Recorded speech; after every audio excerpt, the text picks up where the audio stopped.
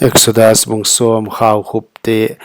huan topan mosi kyanga faro kyanga avahlutin ama a hiai ka chiam te na te ka et sak thei na ding in alungtang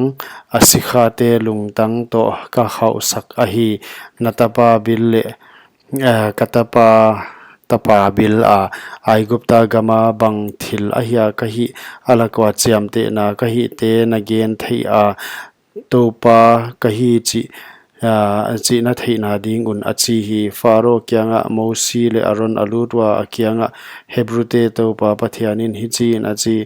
bangtan ve kama a kinyam khyak nial lai ding na hiya kana asep thei na ding un kamite paisakin huji a hi ke le kamite paisak nanial nga le ngai in natui piau a jingchang in khaw khup kahon sol ding hi lei mai atuam ding wa mi ten lei amuthei ke ding aswakta bang ane aswakta bang ane ding wa gyalin ahon hoi sakting lo a pan nang adia singpo chiteng ane ding u na inte wa adim ding wa nasikha te inte le aigupta te inte le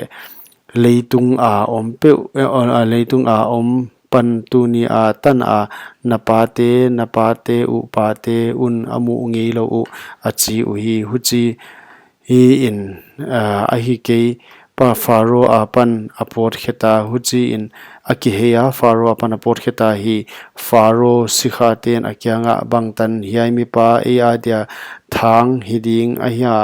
mi te paisak main topa apathianu na asep thei na ding un aigupta hi siata omta a hi chi thei nai lo na hi hiya achiu hi faro kyanga mosi le aron ahon pi non wa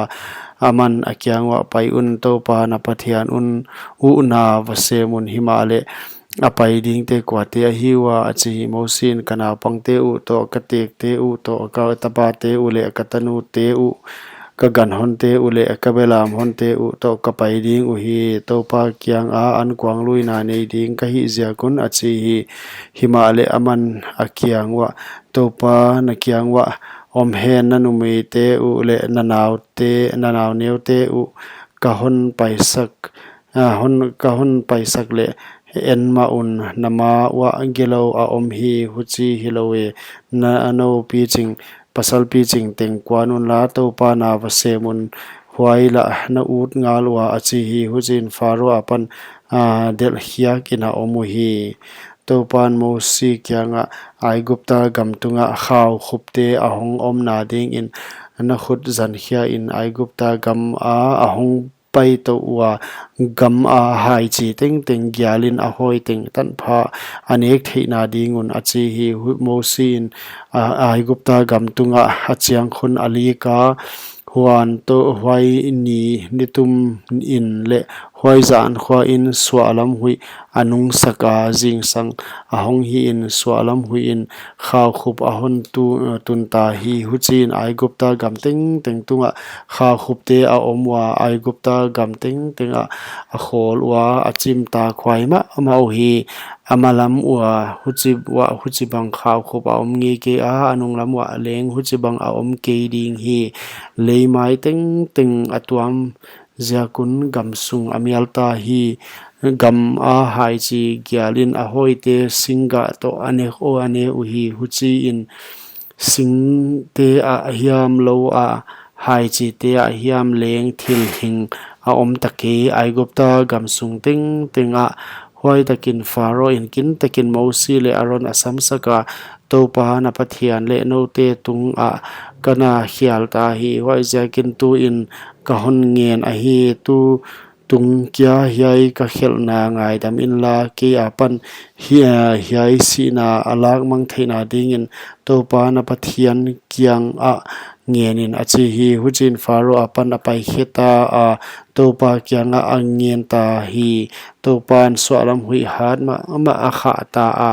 wa huai in khai khupte alamanga tuipi san a hol lutta hi huchi in Aigupta gam ting tinga khaw khup khat leng om take hi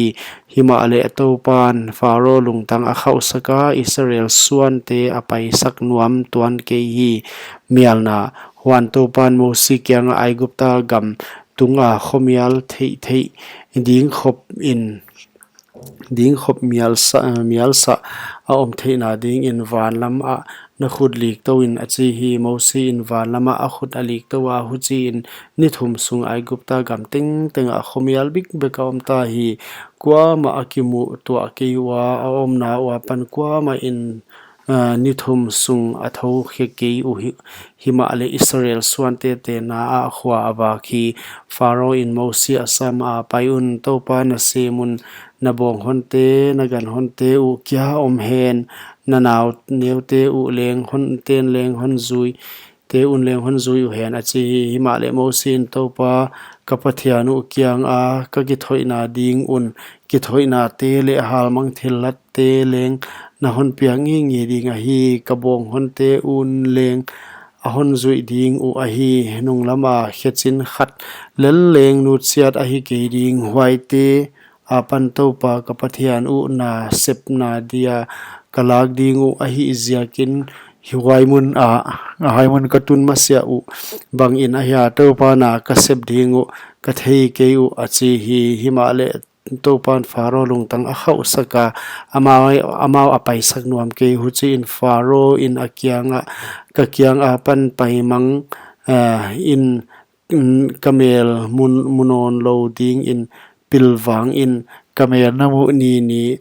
asiding la na hinga la achi hi mosi in nagen bang in namel kamunon ke ding achi hi